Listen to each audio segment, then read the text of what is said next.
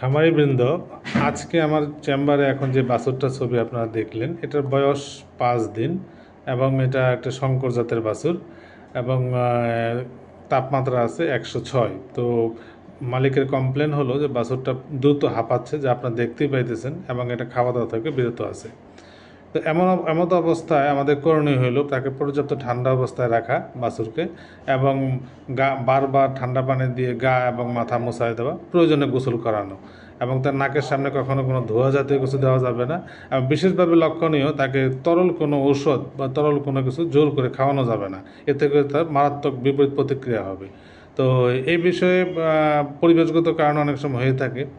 তো আমার পরামর্শ হলো একটি সাধারণ একটু ভালো অ্যান্টিবায়োটিক্স, একটি ব্যথানাশক ঔষধ এবং সাথে একটি অ্যান্টিহিস্টামিনিক ওষুধ দিয়ে চিকিৎসা করলে ভালো রেজাল্ট পাওয়া যায়।